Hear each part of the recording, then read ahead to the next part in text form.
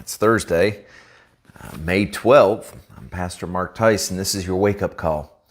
I trust this is finding you well as always. This morning from the book of Ecclesiastes, chapter 11, we find the preacher coming down to the end of his writing here in the last two chapters, and we finally find him catching a gear with some good instruction. You realize that the majority of Ecclesiastes is written from a almost depressed perspective, saying all is vanity. There's no use in doing all these things.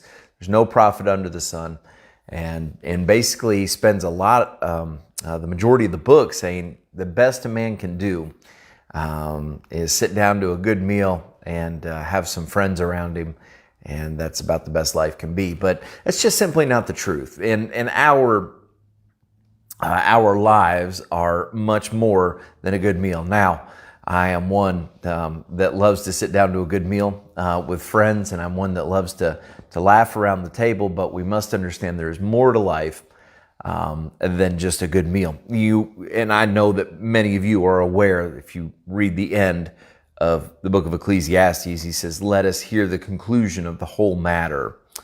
And that is to fear God, to keep his commandments, for this is the whole duty of man.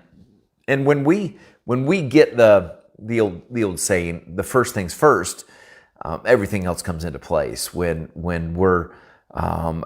understand our chief duty or our whole duty is to respect God, that fear is to respect. That's not a quivering in a corner fear. That's a respect. It's a putting God in the proper place. And so if we respect him, if we honor him like we should, everything else comes into place. And it really does. But this morning, very quickly, from chapter 11, as the preacher's writing here, he says, he that observes the wind shall not sow, and he that regardeth the clouds shall not reap. And in verse 5, he says, you don't, as just the same as you don't know the way of the Spirit, nor how the bones do grow, the womb, the heart, the child, even so thou knowest not the works of God who maketh all. So basically, he's just saying you don't know what's going to happen in the next few minutes. And we just as we don't understand exactly how everything happens. I know medically we have advanced in such a capacity now that we think we know everything, but really the more we learn, the more we realize we don't know. And the miracle of life that God gives is one of those miracles.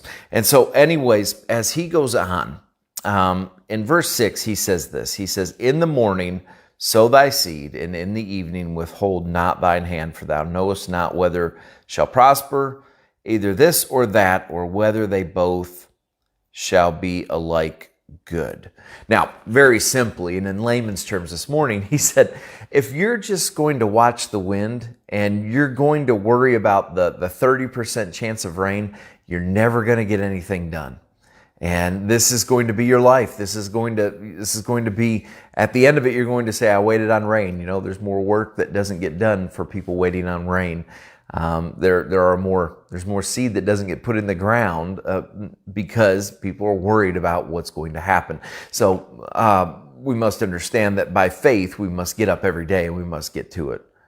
Now, I'm an observant person and I'm an analytical person, and I spent my life 18 years in a secular job where the end result needed to be close to perfection, and within thousandths of an inch or tenths of a thousandth of an inch.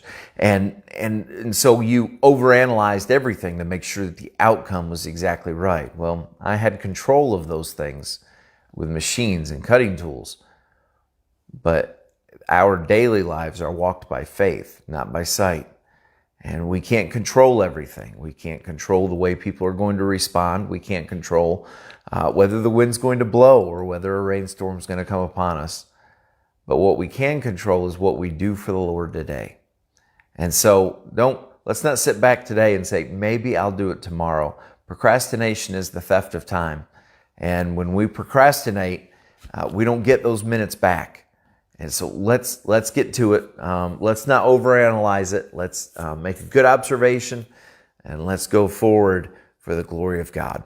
Well, I hope that you have a wonderful Thursday, and I hope that The Lord blesses you abundantly. I look forward to seeing you tomorrow.